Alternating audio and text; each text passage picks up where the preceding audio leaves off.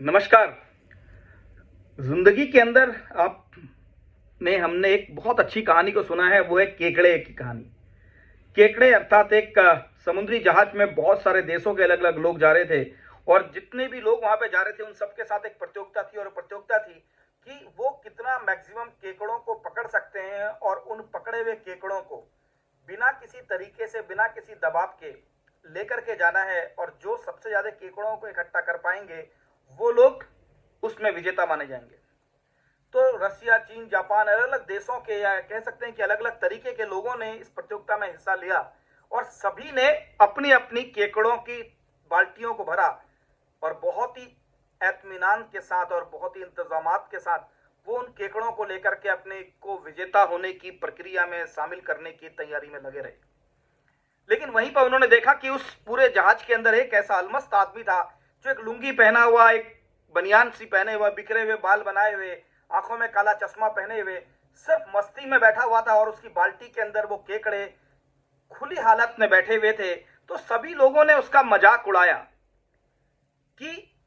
ये अनपढ़ है, जाहिल है, गवार है, मूर्ख ही रह गया, इसको पता ही नहीं कि अगर इस बाल्टी के अंदर ढक्कन नहीं लगाया गया तो ये सारे केकड़े इससे बाहर निकल जाएंगे।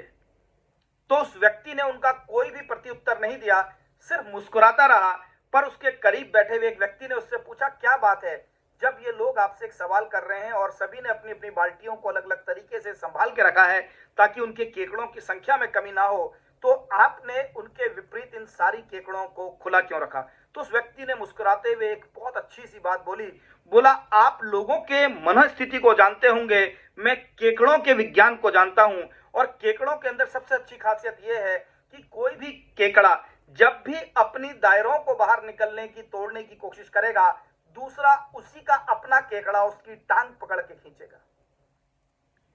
उससे उसे कोई फायदा नहीं होगा, लेकिन वो केकड़े की एक मनस्थिति है कि वो पहले वाले केकड़े को कभी भी ऊपर नहीं जाने देगा। बोला, ये खुली बाल्टी में सारे केकड़े तो हैं, ये एक एक करके ऊपर आने की कोशिश तो करते हैं, लेकिन जितनी जल्दी ये ऊपर आने की कोशिश करते हैं उतने जल्दी ही इनके साथ वाले केकड़े इनकी टांग खींच लेते हैं। और ये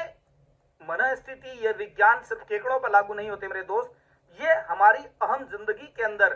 भी लागू होता है। कभी कभी आपने ये जरूर महसूस किया होगा कि आप अपनी स्थितियों से बाहर निकलने के लिए, अपनी जिंदगी से बाहर निकलने के लिए, अपनी जिद्दोजहद से बाहर निकलने के लिए लगातार कोशिश करते हैं, प्रयास करते हैं, लगातार अनवरत सतत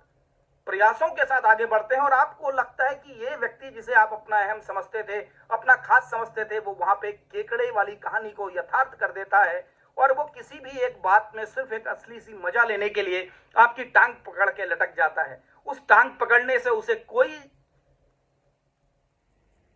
अस्तित्व से फर्क नहीं पड़ना, उसका कोई उसमें भी सोच नहीं थी, लेकिन वो उसकी मनस्थिति है, वो यही सोचता है कि अगर ये आगे बढ़ गया तो मेरा क्या होगा। तो मेरे दोस्त, कभी कभी आपकी जिंदगी में ऐसे केकड़े जरूर आपको मिलेंगे, तो जब भी आपको ऐसे केकड़े मिलें उन्हें मुस्कुराइए,